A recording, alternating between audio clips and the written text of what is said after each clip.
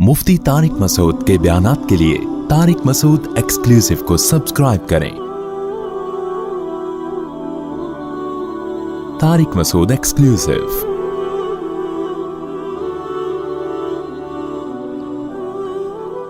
तो कुछ चीजें तो साइंसी उलूम ऐसे थे जो अल्लाह ताला ने आदम अलैहिस्सलाम की फितरत में डाल दिए।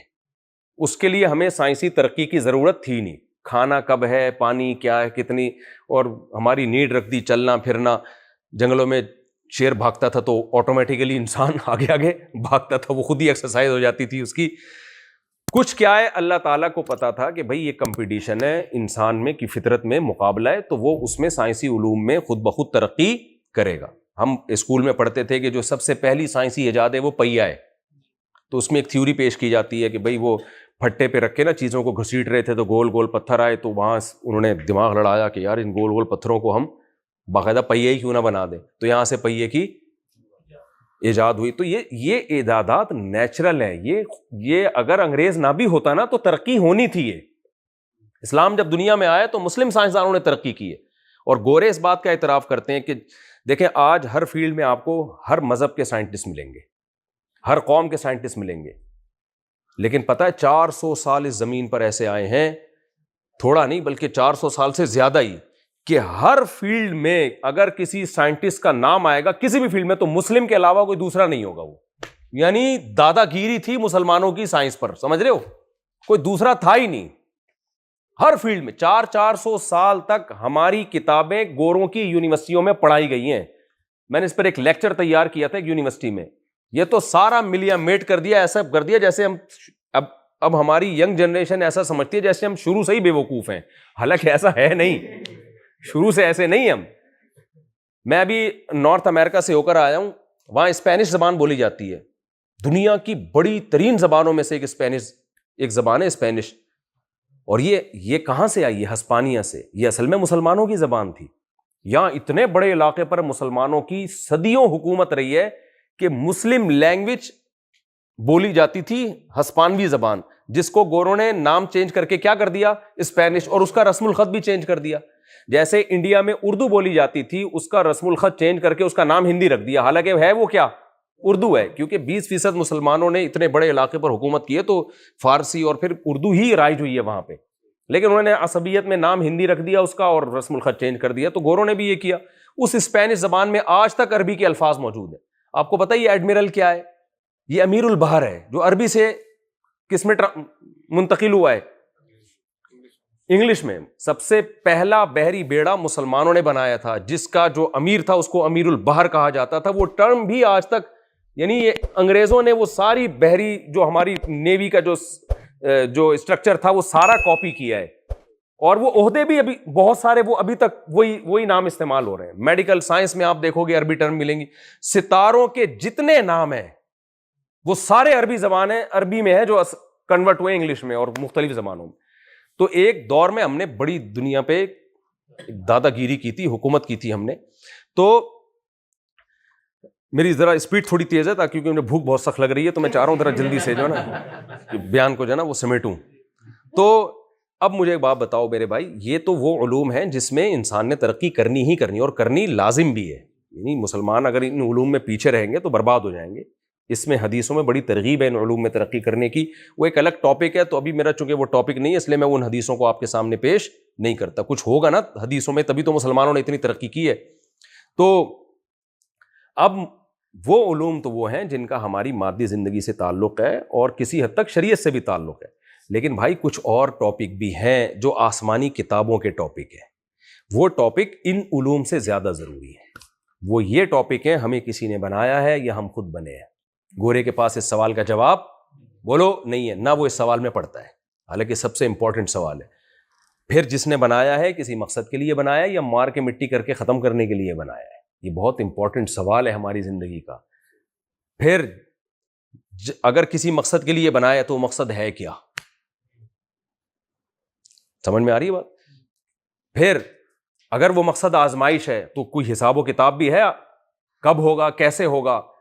इंसान की जिंदगी के लिए सबसे जो इंपॉर्टेंट सवाल है ना, बल्कि किसी भी चीज के लिए सबसे इंपॉर्टेंट सवाल ये होता है कि ये क्यों है। आप जब भी कोई इल्म शुरू करते हैं, سب سے پہلے اس کا موضوع دیکھا جاتا ہے نا, اس کا موضوع کیا ہے, وجہ کہ میں یہ علم حاصل کیوں کر رہا ہوں, اس کی غرض و غایت کیا ہے. ہم جب مدرسے میں تھے تو غرض و غایت انگلش میں شاید اس کو کچھ اور کہتے ہیں. تو بھائی انسان کی بھی تو کوئی غرض و غایت ہے یا نہیں ہے, کیونکہ یہ اتنا امپورٹنٹ سوال ہے کہ اگر ہماری پیدائش کا کوئی مقصد نہیں ہے بنانے والے کے پیش نظر, تو پھر انسان میں اور گدھے گھوڑوں میں کوئی فرق نہیں. فرق صرف یہ رہ جاتا ہے کہ انسان بھی عیاشی, جانور بھی عیاشی, لیکن دماغ اس کے پاس زیادہ ہے تو یہ عیاشی ذرا اپنا دماغ استعمال کر کے زیادہ اچھی طرح سے کر لیتا ہے. ان کے پاس اتنی بڑی کھوپڑی, ذہین کھوپڑی بڑی تو بہت ہے, لیکن زیادہ اس میں سافٹ ویئر اچھے والے نہیں ڈلے ہوئے. بیل کی کھوپڑی تو ہماری کھوپڑی سے زیادہ بڑی ہوتی ہے نا, تو وہ اپنے حساب سے عیاشی کر لیتے ہیں. تبھی قرآن کہتا ہے جو کافر ہیں, جو مجھے نہیں مانتے, جو اپنی پیدائش کا مقصد ہی نہیں جانتے, تو اللہ تعالیٰ نے قرآن مجید میں کہا اولئک کالانعام بل ہم اضل, اللہ کی نظر میں یہ جانوروں جیسے ہیں, چوپایوں جیسے ہیں, بلکہ چوپایوں سے بھی بدتر, کیونکہ چوپائے کے پاس تو اپنی زندگی کا مقصد پہچاننے کے لیے دماغ ہی نہیں ہے. ان کو تو اللہ نے دماغ دیا اور استعمال نہیں ہے.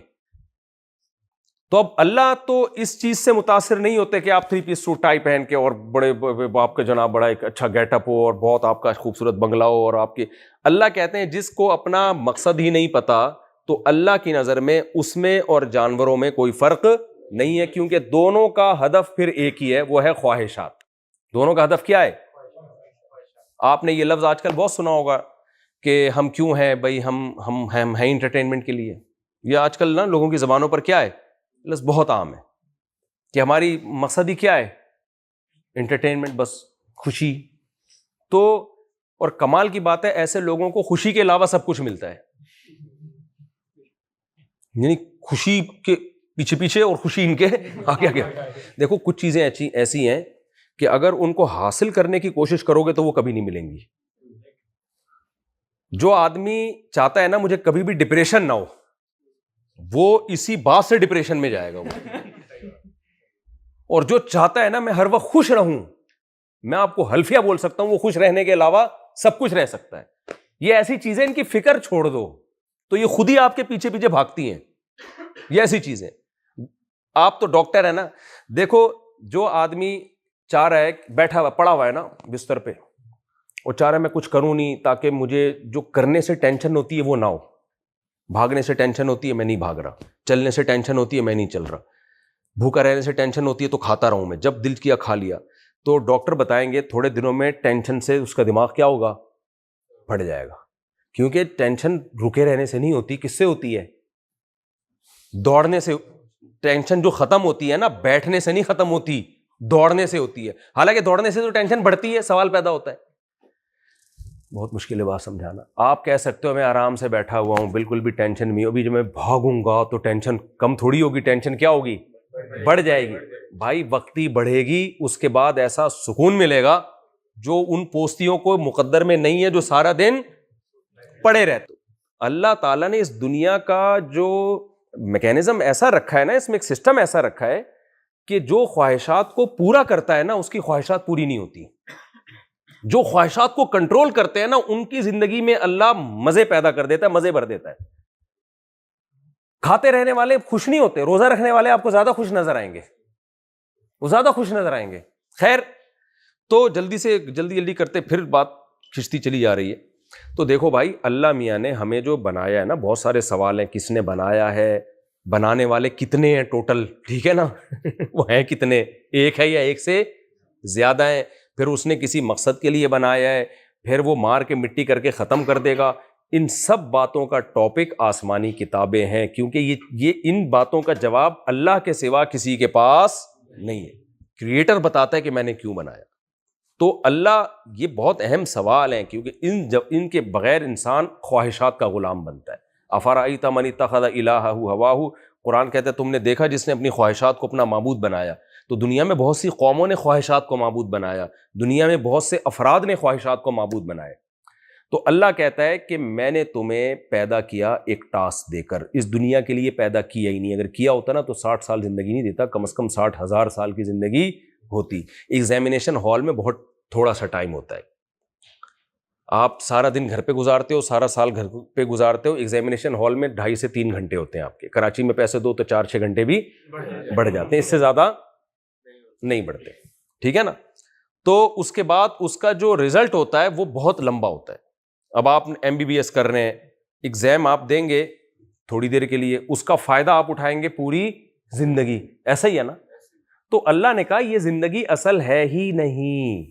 اتنے عظیم انسان کو میں نے، اتنی عظیم مخلوق کو میں نے 50-60 سال کے لیے تھوڑی بنایا ہے کہ مر گئے اور مٹی کر کے کیا کر دیا، ختم. اس کے جذبات ہوتے ہیں، یہ قربانی ہے. یہاں دنیا میں ایسے لوگ بھی ملیں گے جنہوں نے 100 انسانوں کو قتل کیا، ایسے برے لوگ بھی ملیں گے، ایسے اچھے بھی ملیں گے جنہوں نے 100 انسانوں کی جان بچائی. تو کیا اللہ سب کو مٹی کر کے ختم، فنش؟ اللہ کہتے ہیں ذالک ظن الذین کفروا، یہ ان لوگوں کا گمان ہے جو میرا انکار کرتے ہیں.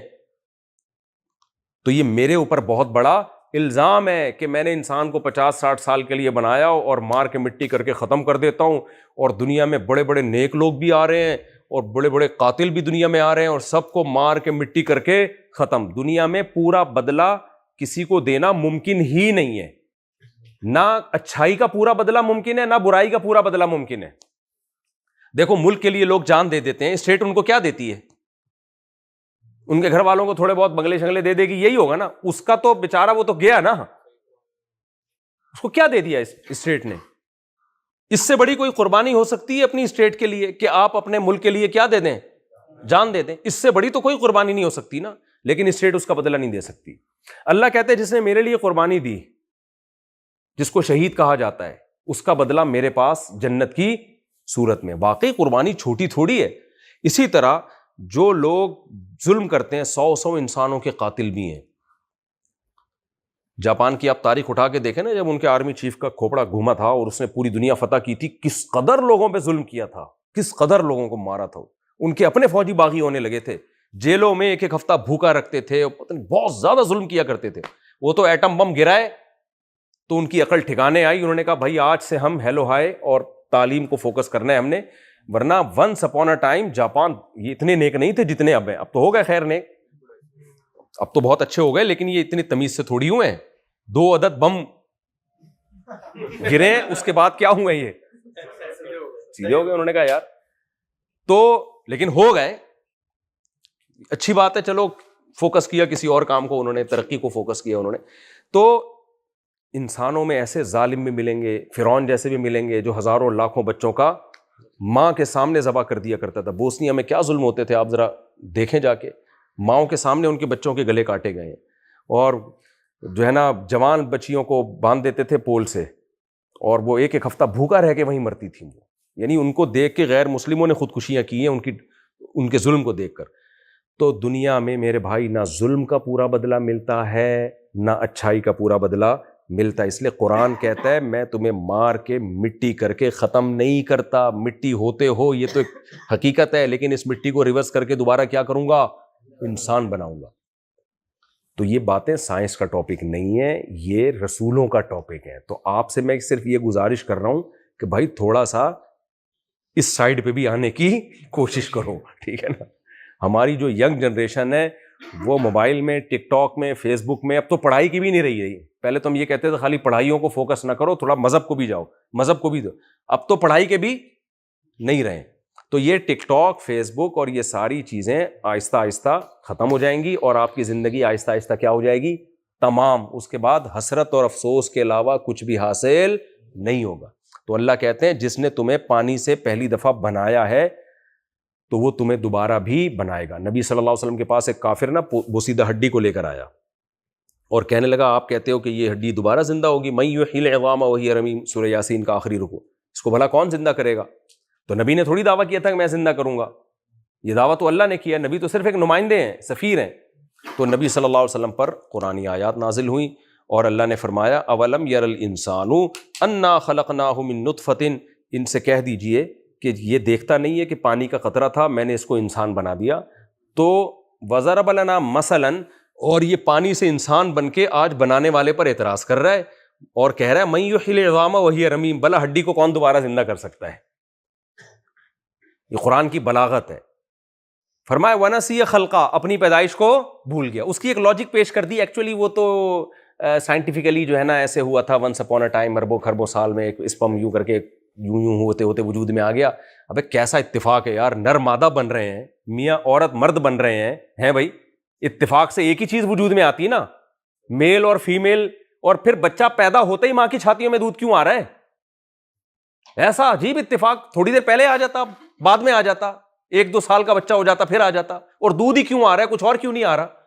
یہ فطرت نے اتنی زبردست مینجمنٹ فطرت کے پاس کہاں سے آ گئی؟ کون سکھا رہا تھا نیچر کو بیٹھ کے یہ سب باتیں؟ تو یہ خود بخود نہیں ہو سکتا. تو اللہ تعالیٰ کہتے ہیں نحن خلقناکم، ہم نے تمہیں بنایا تھا، تم اپنی آنکھوں سے دیکھ رہے تھے. ماں روٹی کھا رہی ہے، بچے کی آنکھ ناک کان بن رہی ہے، پیدا ہوتے ہی اس کی چھاتیوں میں دودھ آ رہا ہے، اور بچے کو کچھ نہیں پتا، لیکن دودھ کا پتا ہے کہاں سے ملے گا اور کیسے حلق میں اترے گا. تو اللہ کہتے ہیں نحن خلقناکم، سورہ واقعہ میں کہتے ہیں سارے پروسیس کو اپنی آنکھوں سے دیکھ رہے تھے. اس کے بعد میرے پیغمبروں نے کہا کہ جو یہ پہلی دفعہ پیدا کر سکتا ہے وہ اس عمل کو ریورس کر کے دوبارہ بھی انسان بنا سکتا ہے. اس وقت تم کہتے تھے یہ ممکن نہیں ہے، کیونکہ ڈارون نے ایسا کوئی ارشاد نہیں فرمایا. اللہ کہتے ہیں ڈارون نے تمہیں نہیں بنایا ہے، بنانے والا میں ہوں، اور میں اپنے پیغمبروں کے ذریعے اور ان پیغمبروں کے سچے ہونے پر بھی میں نے دلائل قائم کر دی ہیں. خود ان پیغمبروں کی سیرت اٹھا کے دیکھو، محمد صلی اللہ علیہ وسلم کی آپ سیرت دیکھ لیں، کیسا نظام پیش کیا ہے. یہ کسی معاذ اللہ نقل کفر کسی جھوٹے انسان میں یہ طاقت ہی نہیں ہے کہ ایسا سسٹم پیش کرے جو 1400 سال کے بعد بھی پوری دنیا کو چیلنج کر رہا ہو اور زندہ بھی ہو، برقرار بھی ہو. کوئی 1400 سال پرانا انسان اٹھا کے دیکھو، اس کی کوئی قانون کی کتاب تو دکھاؤ آپ. کیا 1400 سال پہلے لوگوں میں اتنی عقل تھی، شعور تھا؟ اور وہ شخص نظام پیش کر رہا ہے جس کے باپ ان کی پیدائش سے پہلے فوت ہو گئے، جو نہ لکھنا جانتے ہیں نہ پڑھنا جانتے ہیں. وراثت کے حکام آپ اسلام کے اٹھا کے دیکھ لو جو سورہ نساء میں ہے، یوصیکم اللہ فی اولادکم للذکر مثل حظ الانثیین فإن کن نساء فوق اثنتین فلہن ثلث ما ترک. 2 بیٹی ہیں تو 2/3، 2 سے زیادہ ہے 1 بیٹی ہے تو آدھا، اور شوہر کے اگر اولاد ہے تو اس کا جو ہے وہ شوہر کا جو ہے وہ 1/4 حصہ ہے، اگر اولاد نہ ہو تو 1/4 ہے. یہ پورے وراثت ہی کا ایک پیج اگر آپ قرآن میں پڑھ لیں، بھائی اس زمانے میں کون سی یونیورسٹی تھی، کون سے تعلیمی ادارے تھے جنہوں نے وراثت کا ایک ایسا نظام پیش کیا جو آج بھی دنیا اس سے زیادہ خوبصورت نظام پیش کرنے سے عاجز ہے. ویسا بھی نہیں پیش کر سکتے، اس سے زیادہ تو دور کی بات. ابھی تک ہے ہی نہیں گوروں کے پاس کوئی وراثت کا سسٹم. بوکھلائے ہوئے ہیں، کوئی ایک ریاست میں الگ قانون ہے، دوسری اسٹیٹ میں الگ قانون ہے. کوئی کہہ رہے کتے کو دے دو تو چلو کتے کو دے دو، بھائی اس کی مرضی ہے. کوئی کہہ رہے نہیں کتے کو کیوں دوں، میرا بچہ جب موجود ہے کتے کا، استغفر اللہ، تو اس کو کیوں نہیں دے دیتا میں. میں جب یورپ میں گیا نا تو وہاں میں نے دیکھا بوڑھی عورتیں کتا لے کے گھومتی ہیں نا. آپ سب نے دیکھا ہوگا جو بھی گئے ہوئے، کتے بہت ہیں وہاں پہ، کیونکہ شادی نہیں کی ہوتی، پھر اولاد نہیں ہوتی، تو بڑھاپے میں تنہائی دور کرنے کے لیے پھر کتا. تو میں نے یہاں کے خواتین میں بیان کیا، میں نے کہا دیکھو کم عمری میں شادی کر لیا کرو، کتے کا بہترین آلٹرنیٹ شوہر ہے.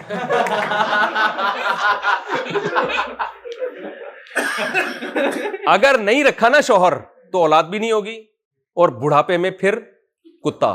تو کتے کا اللہ نے آلٹرنیٹ دیا ہے، کیا دیا ہے؟ شوہر.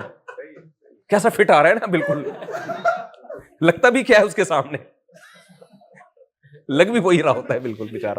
تو خیر، تو اس لیے بھائی اور بھی بہت ساری چیزیں ہیں جن کو ہم نے فوکس کرنا ہے. سمجھتے ہو گے نہیں سمجھتے؟ تو یہ تورات کا بھی یہی مضمون ہے، انجیل کا بھی. جتنی آسمانی کتابیں ملتی ہیں ایک ہی چیز کو فوکس کر رہی ہیں، بھائی تم بنے نہیں ہو، بنائے گئے ہو، بنانے والا ایک ہے. کیونکہ جن لوگوں نے خدا کو مانا انہوں نے پھر شریک کر دیا اس کے ساتھ. تو اللہ کہتا ہے کیسے شرک ہو سکتا ہے؟ جو اکیلا ہے وہ تو وہ 2 تھوڑی ہو سکتے ہیں، ٹھیک ہے نا. قادر مطلق تو ایک ہی ہوتا ہے، تو باقی سارے اس کے محتاج ہیں. تو ایک ہے، اور اس نے ایویں ہی نہیں بنا دیا. ساری کائنات تمہارے لیے بنائی ہے، تمہیں آزمائش کے لیے بنایا. اور آزمائش کیا ہے؟ لیبلوکم ایکم احسن عملا. وہ دیکھنا چاہتا ہے تم میں اچھا عمل کون کرتا ہے. پھر اچھے عمل کی ڈیفینیشن کیا ہے وہ بھی اس نے بتا دی. ورنہ لوگ آج دنیا میں شرابیں پی جا رہی ہیں، زنا کیا جا رہا ہے، ماں باپ کو اولڈ ہاؤس میں جمع کیا جا رہا ہے. اب آخرت کا آپ نے انکار کر دیا تو یہ اخلاقی برائیاں آپ کی سوسائٹی میں آئیں گی، کیونکہ انٹرٹینمنٹ میں سب سے بڑی رکاوٹ بوڑھے ماں باپ ہیں. شراب کے بغیر انٹرٹینمنٹ ہو نہیں سکتی. تو گوروں نے کیا کیا؟ جب مذہب کو اپنی سوسائٹی سے نکالا تو ساری اخلاقی برائیاں ان کی سوسائٹی میں آ گئیں. اب جب اخلاقی برائیاں آ گئیں تو برے بن جاننا چاہیے تھا ان کو. انہوں نے کہا یہ کیسے ہو سکتا ہے کہ ہم دنیا میں تہذیب کے ٹھیکیدار ہیں تو ہم برے کیوں کہلائیں؟ جیسے 3 پیس سوٹ ٹائی میں کچھ لوگ گھوم رہے ہوں اور چھٹے لگا رہے ہوں، لوگ ان پہ لعنت بھیج رہے ہوں یا برا بلا کہہ رہے ہوں, وہ ان کو برا لگا. اب اس برائی کا حل یہ کہ بھائی آپ پہ سٹا سوٹ نہیں کرتا, آپ سٹے یا تو چڈی بنیان میں گھومو, دھوتی بنیان میں گھومو, کام سٹوں والے کرنے ہیں تو ڈریسنگ بھی سٹوں والی رکھو نا. ہمارے یہاں جو چرس پیتا ہے اس کی ڈریسنگ دیکھی ہے آپ نے؟ بالکل چرسیوں والی ڈریسنگ ہوتی ہے کہ نہیں ہوتی؟ کیا خیال ہے؟ پھٹے ہوئے کپڑے اور یہ وہ, تو ٹھیک ہے بھائی, تم جب چرسی ہو تو ڈریسنگ بھی کیا ہونی چاہیے. اب گورے نے کیا کیا, نشے کی ساری چیزیں آ گئیں. پہلے ہمارے یہاں چور چکے لفنگے ہوتے تھے اس طرح کے, گوروں نے ساری اخلاقی برائیاں آ گئیں, تو اب اس سے تو برے, انہوں نے کہا نہ, ڈریسنگ انہوں نے وہی رکھی جو ایک شریف آدمی کی ہونی چاہیے. ٹھیک ہے, اور انسانیت اور ایٹیٹیوڈ یہ سب کر کرا کے, ابے یہ کیا ایٹیٹیوڈ ہے؟ جس باپ نے تمہیں پیدا کیا, جس ماں نے پیدا کیا, کمبختو اس کو تو گھر میں رکھو, اس کے تو قدموں میں جنت تلاش کرو. اس کے بعد اخلاقیات ہیں. کسٹمر سے اچھے بات کرنا وہ تو بات کا درجہ ہے. اماں کو بھی اولڈ ہاؤس, ابا بھی, ابا تو ہے ہی نہیں, کہیں ہوتے ہیں تو فادر ڈے میں پتہ چل جاتا ہے, بہت سو کے ہے ہی نہیں, وہ صرف مدر ڈے ہی منا سکتے ہیں. فادر ڈے منانے میں پہلے بہت تحقیق کرنی پڑے گی ان کو. تو اب مجھے ایک بات بتاؤ, اب انہوں نے کیا کیا, انہوں نے کہا کہ بھائی اصل میں مینرز ہونے چاہیے انسان میں. شراب وراب اور ابا اولڈ ہاؤس اماں اولڈ ہاؤس یہ کلچرل ہے. اصل میں کیا ہونے چاہیے؟ مینرز. یعنی اچھائی کی ڈیفینیشن ہی کو کیا کر دیا بھائی؟ چینج کر دیا. یہ بالکل ایسے چرسیوں کو ہر وقت آنے ملتے تھے, انہوں نے کہا یار ہم چرس تو چھوڑ نہیں سکتے, تو اب ایسا کرو, اور ہم ہیں بھی تہذیب کے ٹھیکیدار, تو اب ایسا کرو 3 پیس سوٹ ٹائی میں فلاں ہوٹل میں ڈیفینس کے وہاں آ جایا کرو, اور چرس نہیں, اس کا نام اینٹی ڈپریشن, اور بہت خوبصورت جو ہے نا وہ جو ہوتی ہے نا وہ سونے کی پلیٹوں میں یہ پیش کی جائے گی, اور یہ نہیں کر کے نہیں پیا کرو, تھوڑا اسٹائل ہونا چاہیے. ٹھیک ہے نا. تو یہ پروپیگنڈے سے پتہ ہے کیا ہوگا, تھوڑے دنوں میں چرسیوں کی سوسائٹی میں عزت بڑھ جائے گی. آپ کی بچی کے لیے کوئی رشتہ لینے کے لیے آئے گا, آپ پوچھو گے بیٹا چرس پیتے ہو, کہہ گئے نہیں, نکلو دقیانوس آدمی, دقیانوس فنڈامنٹلسٹ. اور یہ اتنا, یعنی وہ آپ کو برا بلا کہے گا کہ اس کا مطلب تم ہماری بیٹی کو بھی پھر چرس نہیں پینے دو گے, اس کا مطلب تو یہ ہوا. ہم تو براڈ مائنڈیڈ لوگ ہیں. تو شراب, کباب, زنا, گرل فرینڈ, یہ ساری جانوروں والی خصلتیں یہ انسانوں میں آئیں, اور یہ براڈ مائنڈیڈ ہونے کی علامت سمجھی جانے لگی. اور مولوی ٹھہر گئے برے پرانے دقیانوس, یہ تو پیتے بھی نہیں ہیں اور بیویوں کو پینے بھی نہیں دیتے, یہ پردہ کراتے ہیں تاکہ کسی کی ہوس کی نظریں ان پہ نہ, اچھی تھو تھو تھو, یہ بنا کے پیش کر دیا. ٹھیک ہے نا. او بھائی یہ اچھی خصلتیں تھی, یہ اچھی, یہ ابا اماں کو فضائل سناتے رہتے ہیں ماں کے قدموں میں. ترقی کون کرے گا جب ماں کے قدموں میں جنتی تلاش کرتے رہیں گے؟ حالانکہ ماں کے قدموں کا ترقی سے کیا تعلق ہے بھائی, پردے سے کیا تعلق ہے تعلیم کا. وہ ایک حضرت مفتی تقی صاحب جہاز میں جا رہے تھے, تو ایک صاحب الٹے ہاتھ سے کھا رہے تھے. حضرت نے ان سے فرمایا کہ سیدھے ہاتھ سے کھا لیں بھائی. اس نے کہا ایک تو مولویوں نے یہ الٹے سیدھے کے چکر میں ہی لوگوں کو ڈال کے رکھا ہوا ہے, اسی وجہ سے ہم ترقی نہیں کر پا رہے. مفتی تقی صاحب نے کہا آپ نے الٹے ہاتھ سے کھا کے کتنی ترقی کر لی ہے, اس میں کیا جاتا ہے کہ یہ ہاتھ چینج کر کے یہ والا کھا لو. تو ہر چیز کو نا ایسا پروپیگنڈا کر کے بنا کے پیش کر دیا. تو بھائی اگر اسلام ترقی میں رکاوٹ ہوتا تو مسلمان, جو میں نے بھی مثال دی ہے, 400 سال تک مسلم سائنٹسٹ کے علاوہ کسی شعبے میں نام ہی نہیں ملتا تھا. تو یہ تو اسلام کی عروج کا دور تھا نا. اسلام کے زوال کے دور میں سائنسی ترقی سے محروم ہوئے. جب عروج کا دور تھا تو ہماری ہی پوری دنیا میں بدماشی تھی, پوری دنیا کے بدماش ہم ہی تھے.